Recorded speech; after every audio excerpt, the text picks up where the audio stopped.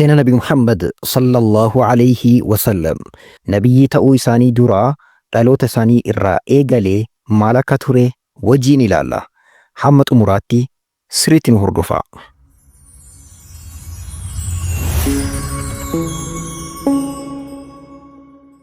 بسم الله الرحمن الرحيم الحمد لله رب العالمين الصلاة والسلام على رسول الله صلى الله عليه وسلم سنة نبي محمد har'a kutaa lammaffaa irra jirra. Nabiyyi ta'uu isaanii duraa wantoota gurguddaa kurnan armaan gadii kanniintu argame. Wantoota gurguddaa kurnan argaman kanniin keessaa kutaa har'aa keessatti wantoota shanan jalqabaa kanniin ilaalla. Inshaallah yeroo kennaaf itti haafufnu. Jalqabaa hidda dhaloota Nabi Muhammad sallallahu alayhi wasallam. Nabi Muhammad hiddi dhaloota isaanii akkam ture? Hiddi dhaloota isaanii akka armaan gadiiti. Muhammad baatu qaaqa jedhu kun bin jechuudha. Afaan Arabiitiin bin ilma jechuudha. Afaan keenyatti Muhammad bin Abdillah bin Abdul Muttalib maqaan isaa Shaybah jedhama. Bin Haashim maqaan isaa Amri jedhama. Bin Abdi Manaaf maqaan isaa Mughiirah jedhama. Bin Qusay maqaan isaa Zayd jedhama. Bin Kilaab bin Murra bin Kaab ابن لؤي بن غالب بن فهر بن مالك بن النضر بن كنانة بن خزيمة بن مدرك بن إلياس ابن مضر بن نزار بن معد بن أدنان أكنا فكاتا أدناني المنبي إسماعيلي عليه السلام إسماعيل مو المنبي إبراهيم عليه السلام أدنان الراكاسي حنق نبي إبراهيم نبي إسماعيل جدو كان سينانجرو hiddi dhaloota isaanii ragaa sirrii ta'een beekamaadhaa miti. Akkasuma Nabi Ibraahim irraallee kaasee hanga Nabi Aadamitti galutti ragaa sirriidhaan kana jedhameetiin kan kaa'ame hin jiru. Hayyoonni seenaa dhimma kana keessatti wal dhabanii jiran. Garuu Nabi Muhammad sallallahu alaihi wasallam hiddi dhaloota isaanii isaan irraa kaasee hanga Adnaanii sirriidhaa jechuudha. Adnaani ilma Nabi Ismaa'iili deemeetiin Ismaa'ilitti gala. Ismaa'il immoo ilma Nabi Ibraahim.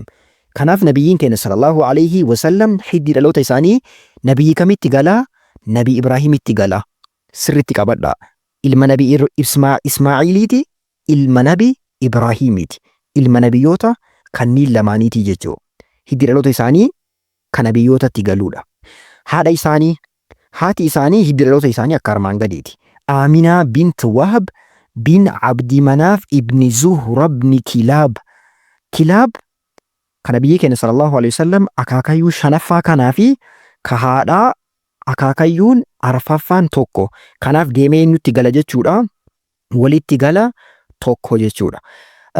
Waan nama ajaa'ibu haati Nabi Muhammad sallallahu alaihi wasallam akkasuma abbaan isaaniillee kallattiin haadhaa fi abbaatiinis zarii yookaan maatii warra sadarkaa qabu jedhamee warra ilaallamu keessaa bahanii nabiyyiin keenya sallallahu alaihi wasallam.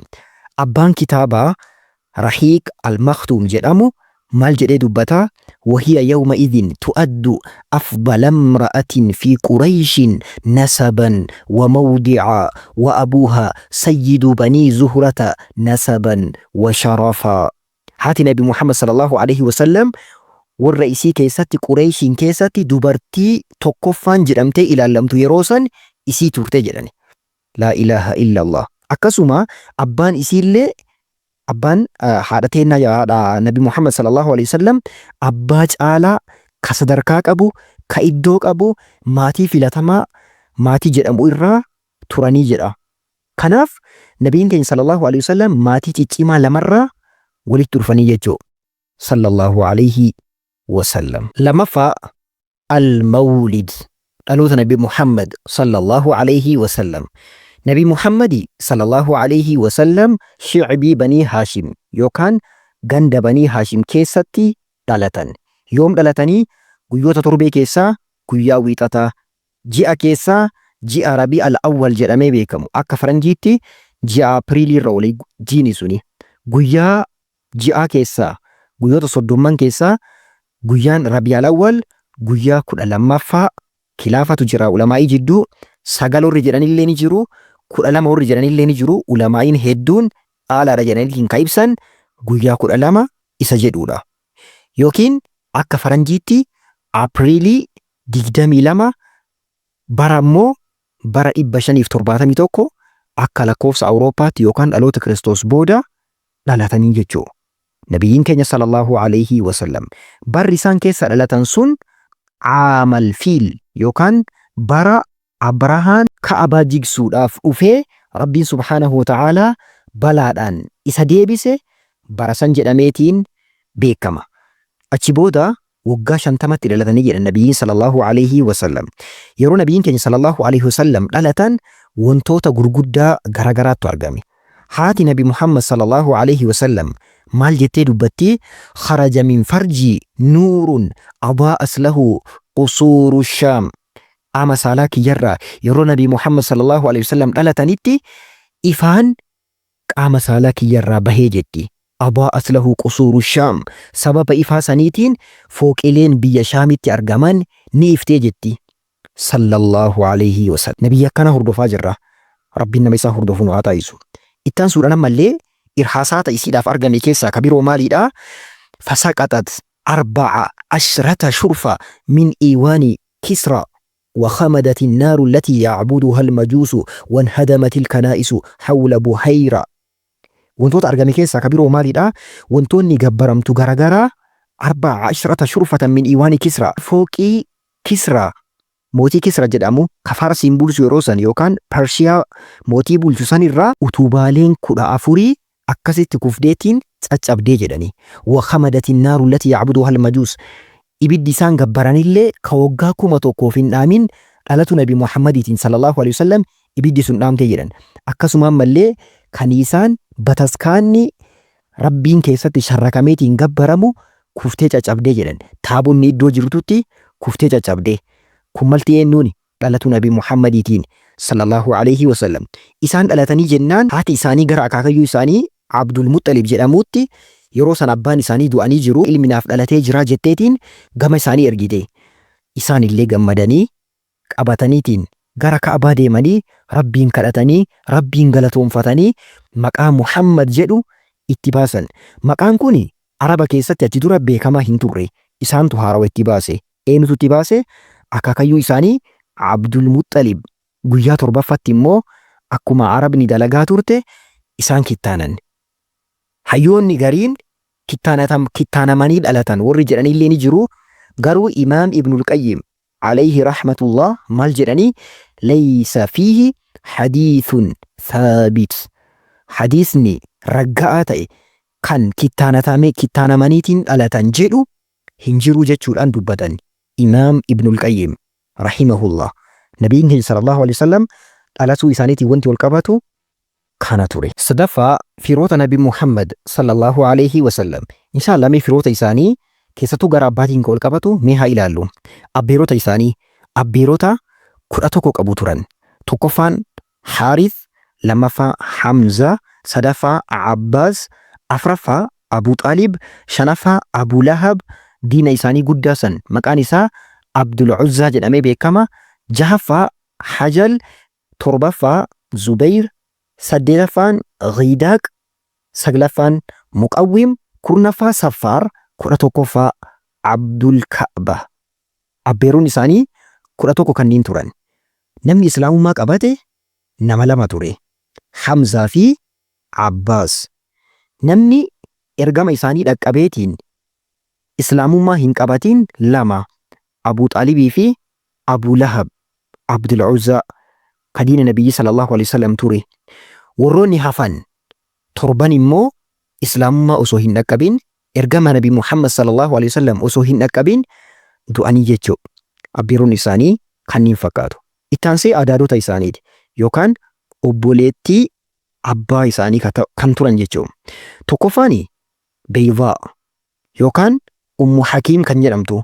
Lammaffaan Safiyyaa, sadaffaan Aatikaa, afraffaan Barraa, shanaffaan Arwaa, torbaffaan Umeymaa.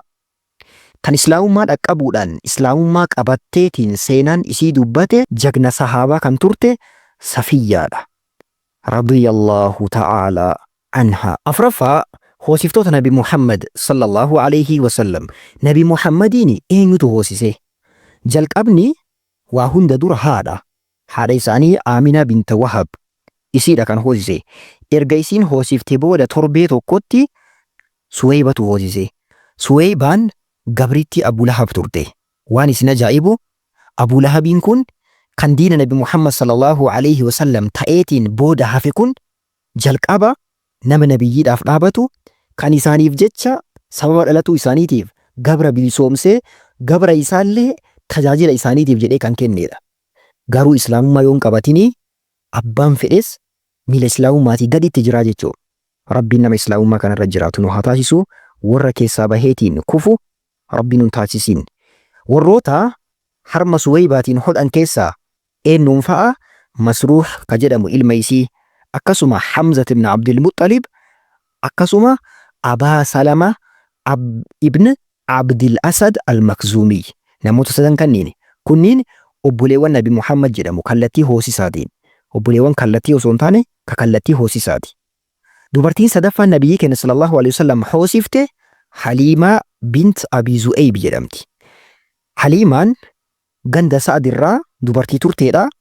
Waggaa 4 Nabiyyiin keenya sallallahu alaihi wasallam isii biratti hodhanii isii biratti guddatan. Warroonni obboleewwan isaanii ta'an kallattii hoosisaatiin Haliimaa biratti hodhuudhaan eenyuun fa'a Abdallah ibn al-Harith, Huzaafaa yookaan Juzaamaa ka jedhamu, Aniisaa bint al-Harith ta jedhamtu, akkasuma Sheymaa kan jedhamtu, akkasuma Abu Sufyaan ibn al-Harith ibn Abdil Muttalib, akkasuma abbeeraa isaanii Hamzat ibn Abdil Muttalib Haliimaa biratti hodhanii jiran. Kanaaf abbeeraan isaanii Hamzaan kallattii lamaan obboleessa isaaniiti jechuudha. Tokko abbeeraadha. Lammaffaa Suweybaa irraa hodhuudhaan illee obboleessa. Haliimaa irraa hodhuudhaan illee obboleessa jechuudha. Abbeeraa isaanii Hamzaan. Haliimaan Nabiyyi keenya sallallahu alaihi wasallam hoosisuudhaan raajii ajaa'ibaa, seenaa ajaa'ibaa, jireenya ajaa'ibaa argite. Mee seenaa isiin argite, waan isiin argite Ibnu Ishaaq kitaaba isaanii keessatti waan dubbatan wajjin haa ilaallu. كانت حليمة تحدث أنها خرجت من بلدها مع زوجها وابن لها صغير ترضعه. حليمان الموفيق أبتر أكسم أبا منائسي وجين المهوسسا بربادو الأفجتشا بيساني الرابحان. أبا منائسي مكاني حارس من عبد العزى جرما أبي كبش اللي جرمي بكما مالتو تيجراني يرو سنتي هونجين باي إيتوكو حماتي بيلدا وانياتو الأبي أكسما ufii isaaniitii illee wanta nyaatan dhabanii rakkinni waan guddateef jecha ilma hoosisan barbaaduudhaaf jecha gara Makkaa dhufan. Warri Makkaa illee amala maaliitu jira? Daa'imman isaanii akka isaanii jabaattuuf jecha akka amala magaalaa qabatteetiin hin guddanne arraba isaanii illee akkasuma dandeettii afaanii illee kallattii kamiinuu kallattii qaamaatiin illee akka daa'imman jabaattuu fi dubartoota baadiyyaatti hoosisaaf ture. Sababa kanaaf Nabiyyiin keenya illee sallallahu alaihi wasallam dubartiin baadiyaa irraa taate kan biyya biroo akka isaan hoosiftuuf jecha barbaadan. Sababa kanaaf Haliimaan faatii ilma hoosisuudhaaf sababa saniin damoosa fudhataniitiin ittiin jiraatan barbaaduudhaaf jecha gara Makkaa dhufan.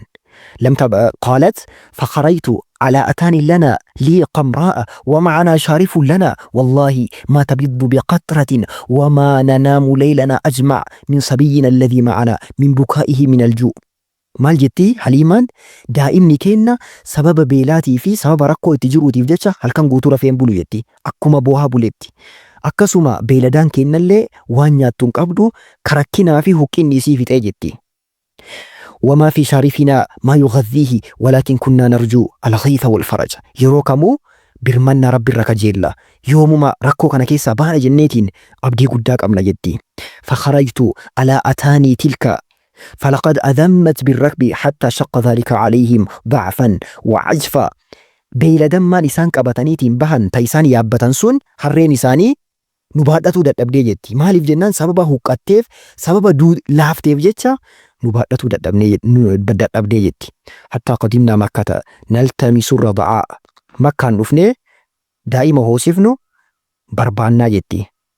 Waan nama ajaa'ibu dubartoonni ani wajjin dhufe hunduu daa'ima argatanii qabataniitiin fudhatanii jiran jette. Kan hafe Nabi Muhammadiin qofa sallallahu alaihi wasallam. Dubartiin hundi Nabi Muhammadiin fudhatuu hin barbaanne. Maaliif jennaan yatiima waan jedhameef jecha erga yatiima ta'ee erga abbaan qabne eenyutu birrii nuuf kennaa? Sababa saniif jecha dubartiin hunduu ceemaniitiin fudhatuu dhabanii jetti. Ani waan godhu dhabee waan fudhadhu dhabee jennaan harkuma duwwaa hin galu. Hiriyoonni kiyya fudhataniitiin anammoo harka duwwaa hin galu jechaaf jecha Nabi Muhammadin sallallahu alaihi wasallam dhaqee fudhee jetti. Haliimaan maal jettee dubbatti? Wallahi jetti. Wallahi ani wanti fudhatu nageesse harkuma duwwaa hin galu jechaaf malee an fudhatu iyyuu hin barbaanneeni jetti. Garuu jireenya isii keessatti barakaan hin jirre jireenya isii keessa seene. Hiriyoonni kiyya maal naan jedhan jetti? Laa alayki an taf'alii asallahu an yaj'ala lanaa fiihi baraka. Deemii fudhu rakkoon qabu waakis. Sababa isaatiin rabbiin jireenya kee keessa barakaa siif kaahuu danda'a. Deemii fudhu naan jedhan jetti.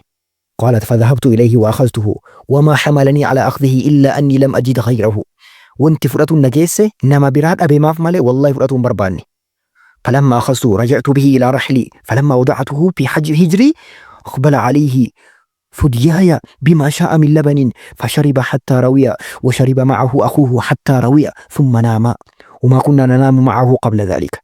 مال جتي قبضتين وفيتك أبي جنان harmi dura aannan hin qabne aannan umma itti garagalee jetti. Ajaa'ibni ammumarraa na seenuu eegalee jetti. Daa'imni kiyyallee harma san hodhee isallee harma san hotisee ka dura wallaahi jetti. Sababa boohicha daa'imaatiif rafnee hin bulle urga gaafa isaan fudhadheeti irriba nagaa rafee jetti. Beeyladaan isaanillee ka dura waan nyaatu hin qabne ka huqqattoo ture halkan san wantummaa wahii dhufee fi akkasitti beeyladaan isaanillee quuftee nagahaan bultee jetti. Subhaanallah. Mee barakaa nabiyyi kanaa laala sallallahu alaihi wasallam. Halkan kana barakaadhaan erga kanatti bulan booda erga bari'ee deemsaaf ka'an. Erga deemsaaf ka'an booda harreen isaanii ka dura isaan qabattee deemuu hin dandeenye tahuuqina irraa socho'uu iyyuu hin dandeenye ka hiriyoota hunda caaltee afootti baateetiin lixxe. Indee Haliimaa tuni harree teessanii miti maal taate harreen tee akkana fiidduu maaltu akkana isii ari'aa jedhaniin. Haliimaan illee maal jedhe wallahi wannuma isiin taate hin beeku wannuma isiin argatte hin beeku baakii barakaa daa'ima kanaa ta'uun oolu jetteetti himte. Innaa lillahi wa innaa ilayhi raaji'uun. Barakaan Nabi Muhammad sallallahu alaihi wasallam iddoo hunda seene nama isaa hordofe hundas ni seenaa jechuudha. Nabi Muhammad sallallahu alaihi wasallam Haliimaa wajjiin erga gamaa ganda Sa'ad bin Bakriitti deebi'an booda jireenya warra Haliimaa keessa barakaan guddaan seenee beeyladaan isaanii harreen isaanii maatiin isaanii quufa ajaa'ibaa keessa turanii warri ollaa maal jedhaa ara jirana rabbii jedhaatiin boota beeyladaa warra Haliimaa ooltusan nu oolchaa jirana ka isaanii quufee gala kennammoo afaan duwwaa gala jedhaniiti yoo isaan oliinillee oolchan ka isaanii quufee gala ka warra kaawwanee ammoo qooquma dura ooluun oolee galaa jedhani. Innaa lillahi wa innaa ilayhi raaji'uun. Mee ilaalaa barakaan nabiyyi sallallahu alaihi wasallam iddoo inni gahee jireenya warra Haliimaa keessa barakaa inni seense mee ilaalaa. Subhaanallah. Haliimaan maal jetti? Nabiyyi sallallahu alaihi wasallam ijoollee biroo caalaa jabaatanii humna godhatanii waggaa 2 keessatti daa'ima cimaa ta'aniitiin guddatanii jetti. Subhaanallah. Bonja akaan ta'anii nabiyyiin keenya sallallahu alaihi wasallam bareedaniitiin guddatan. Kun malti maali? Barakaa sababa isaaniitiin ganda sanitti gale. Daa'imni isiillee akkasii guddateef. Haliimaan maal jetti? Wallahi waggoota inni nabira ture keessatti osoo inni akka nabiraa hin deebine barbaadu waggoonni 2 yaa'u qaxaroo waggaa 2 fi waggaan 2 ni xumurame. Erga waggaan 2 xumurame booda haadha daa'imni kun nu bira haa turu. Makkaan keessatti buseen tuquu dandeetti, wabaan tuquu danda'a. Daa'imni kun ammallee na bira haa turu jedheetiin haadha kadhadhee jetti Haliimaan. Booda haatillee daa'ima kiyyaa akka rakkoon na tun jalaa hin tuqne jetteetiin maal gootee si bira haa turu jettee Haliimaadhaaf eeyyamtee nabiyyiin keenya sallallahu alaihi wasallam waggaa 4 guutuudhaaf ganda Sa'adii turanii jechuun. Sallallahu alaihi wasallam. Shanaffaa shaqqu sadri nabiyyi sallallahu alaihi wasallam. Baqaqsiinsa qoma Nabi Muhammad sallallahu alaihi wasallam. Nabiyyi sallallahu alaihi wasallam akka amma dubbanne ganda Sa'adiitti erga Haliimaan waggoota 2 booda erga isiin deebifte booda Nabii sallallahu alaihi wasallam dhaloota isaanii irraa waggaa afuraffaa irratti muudannoon ajaa'ibaatii fi muudannoon dinqisiisaan kan addunyaan yeroo sanitti hin beekne argame. Maali laata? Sallallahu alaihi wasallam. Innis qomni isaanii baqaqfamuudha. Seenaa kana imaam alayhi rahmatullah kitaaba isaanii sahiha Muslim keessatti haala kanaan odeessan ana sinirraa. أن رسول الله صلى الله عليه وسلم أتاه جبريل إرجما ربي صلى الله عليه وسلم جبريل اتلوفه وهو يلعب مع الغلمان إساني إجولي ولين تبتاجرا فأخذه فصرعه أبيك في سيني فشق عن قلبه قوم إسانيك أبيتين بقاقسي فاستخرج القلب قلبي وكان أني إساني كيسا باسي فاستخرج منه علاقة san keessaa ammoo waan akka haga kutaa waan haga dhiigaawii fakkaatu ititaawii keessaa baasee faqaala haadha hawwu shayxaani minka kuni qooda shayxaanni si keessaa qabuudha jedheen. Kuni gahee shayxaanni iddoo shayxaanni silaa si keessa qabaatuu danda'u jedheen. ثم غسله في طست من ذهب بماء زمزم bishaan zamzamiitiin istii yookaan xaasaa warqii keessatti bishaan zamzamiitiin erga dhiqee booda maal godhe thumma la'amahu ay jama'ahu wa damma ba'dahu ila ba'din ergasii walitti deebise thumma a'aadahu fi makaanihi qoma isaanii qalbii isaanii onnee isaanii kana iddoo isaa sanitti deebise وجعل غلمان يسعون إلى أمه يعني فئره هو سفتو إساني يوكان حليمتي إجولي إسا وجين تبتاتوران فيغا بواتين محمد دوئي محمد نمنو هيرو في عجيسه جرانيتين حليمة برادوفان فاستقبلوه وهو منتقع اللون نبي كenya صلى الله عليه وسلم حالفوا لإساني جيرامي جرون اتلوفته حليمان أي متغير اللون قال أنس وكنت أرى أنس مال جدا أن الأقاك أرقوت إجدا أثر ذلك المخيط في صدره أثر يوكان فانا إدوه الأمين ساقوم نساني هو رميسان وما يساني كان رات أرقي جرا جدا انت لامي onnee baqaqsuun qaama namaa baqaqsanii yaaluun yeroo sanitti hin turre. Kana mara ka durse maali? Islaamummaadha jechuu. Nabiin keenya sallallahu alaihi wasallam haala saniin qomni isaanii baqaqfamee walitti deeffamee haliimaan dhimma kana booda wanti ishii sodaachise. Amma daa'imni kun rakkoo biraa keessa na galchuu danda'a, rakkoo biraatitti galuu danda'a jettee umrii waggaa 6 yeroo isaan gahanitti gama haadha isaanii deebiste. Inshallah kutaa ittaanu keessatti maaltu ta'e maaltu argame ka jedhu asirraa kaasneetiin ilaallaa. Nabiyyi keenya caalaa ilma namaa Muhammad ibn Abdillah filatamaa namaa seenaa isaanii urgahaa bareedaa kana wajjiin ilaallaa. Seenaa isaanii kana baradhaa hordofaa. yeroo gaarii isiniif haa ta'u. Assalaamu alaykum wa rahmatullahi wa barakaatuh.